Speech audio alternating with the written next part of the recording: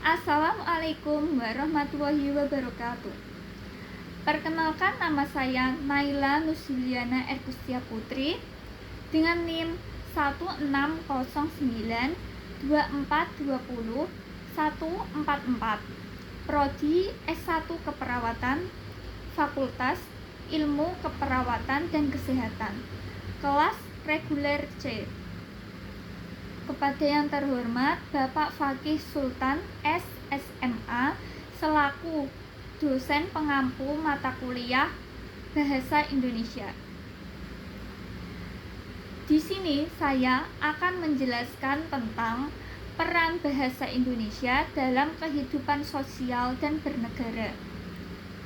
Sebelumnya, kita perlu mengetahui apa itu bahasa Indonesia. Bahasa Indonesia adalah bahasa resmi dan nasional Republik Indonesia. Bahasa ini digunakan oleh warga negara Indonesia untuk berkomunikasi sehari-hari dan untuk kepentingan tertentu, baik secara lisan maupun tertulis.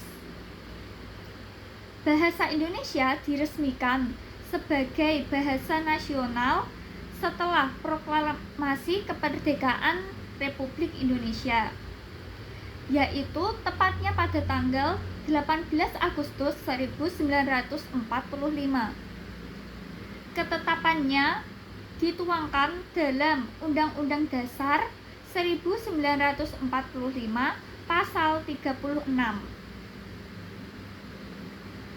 Bahasa Indonesia sebagai bahasa nasional dan bahasa negara memiliki kedudukan dan peran yang penting dalam kehidupan sosial dan bernegara. Di antaranya yaitu yang pertama, sebagai bahasa resmi negara.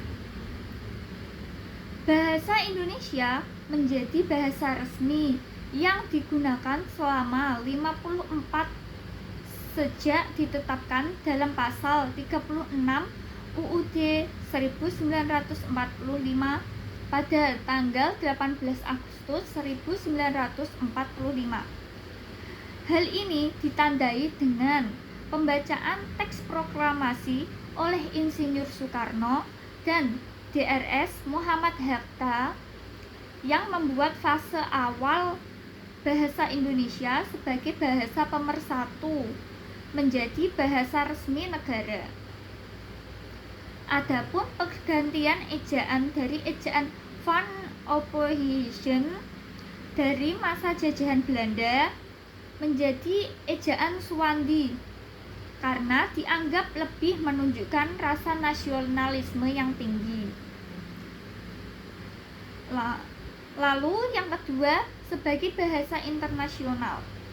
Bahasa Indonesia sebagai bahasa internasional merupakan fase lanjutan dari dua fase yang ada.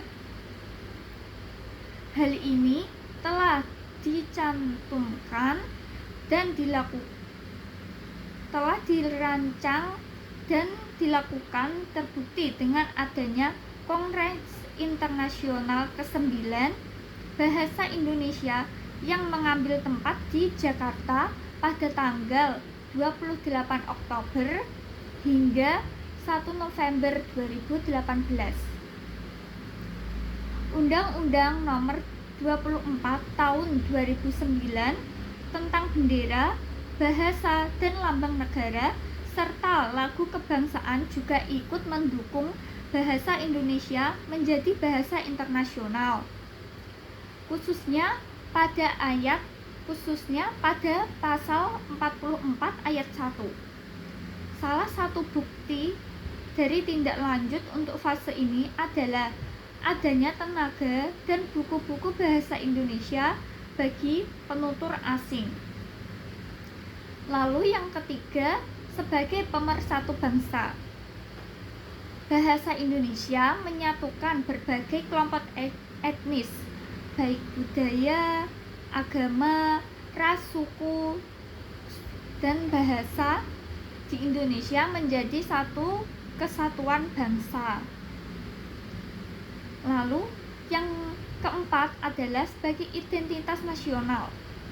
Ada semboyan yang mengatakan bahasa menunjukkan bangsa. Semboyan tersebut menunjukkan bahwa bahasa dapat menjadi salah satu simbol jati diri suatu bangsa. Bahasa Indonesia merupakan identitas nasional bangsa Indonesia karena dapat membedakan negara Indonesia dengan negara lainnya. Indonesia merupakan salah satu negara yang memiliki banyak keragaman. Keragaman bahasa merupakan dampak dari beragamnya suku, ras, etnis, golongan dapat dipersatukan dengan bahasa Indonesia. Lalu yang kelima adalah sebagai alat perhubungan antara warga, antar daerah, dan antar budaya. Bahasa Indonesia memiliki peranan yang vital di masyarakat umum dan nasional.